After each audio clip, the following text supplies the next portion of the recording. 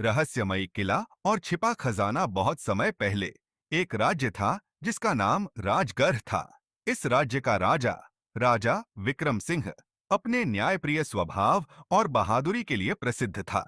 लेकिन उसके राज्य में एक रहस्यमयी किला था जिसे चंद्र किला कहा जाता था। चंद्र किला सदियों पुराना था और कहा जाता था कि उसमें अपार खजाना छिपा हुआ है। लेकिन हर कोई जो उस खजाने की तलाश में गया वह वापस नहीं लौटा। कहते थे कि किले में एक श्राप है। रहस्य की शुरुआत राजा विक्रम सिंह के दरबार में एक दिन एक गुप्तचर आया। उसने बताया कि किले के अंदर रात को अजीब अजीब सी आवाजें आती हैं। कभी कभी तो किले के ऊपर आग की लपटें भी दिखाई देती हैं। यह सुनकर राजा चिंतित हो गए। उन्होंने तय किया कि वह खुद इस रहस्य का पता लगाएंगे। किले का डरावना सफर। एक रात राजा अपने सबसे भरोसेमंद योद्धाओं के साथ किले में गए। किला वीरान था और हवा में अजीब सी सिहरन थी। जैसे ही वे अंदर पहुंचे, उन्हें दीवारों पर अजीब सी चित्रकारी और प्रतीक दिखे। हर कदम पर ऐसा लगता था कि कोई उन्हें देख रहा है।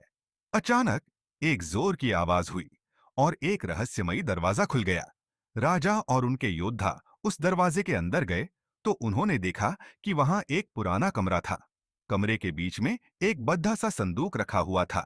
संदूक का रहस्य। राजा ने संदूक खोला तो उसमें चमचमाते हीरे, जवाहरात और सोने चांदी के सिक्के थे। लेकिन तभी कमरे की दीवारों पर लगी मूर्तियां जिंदा हो गईं। वे मूर्तियां असल में एक श्रापित सेना थीं, जो खजाने की रक्षा कर रही थी। सस्पेंस का अंत। राजा ने अपनी तलवार निकालकर उन मूर्तियों से लड़ाई शुरू की। लेकिन जैसे ही उन्होंने खजाने से एक सोने का सिक्का उठाया, किला कांपने लगा। अचानक एक बूढ़ा संत प्रकट हुआ और उसने राजा को बताया कि यह खजाना किसी लालच के लिए नहीं, बल्कि राज्य की भलाई के लिए रखा गया है। राजा ने संत से माफी मांगी और वादा किया कि वह इस खजाने का इस्तेमाल केवल प्रजा की भलाई के लिए करेंगे।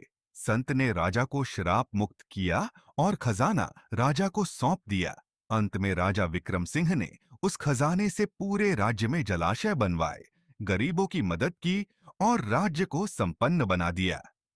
लेकिन चंद्र किला का रहस्य आज भी लोगों के लिए सस्पेंस बना हुआ है।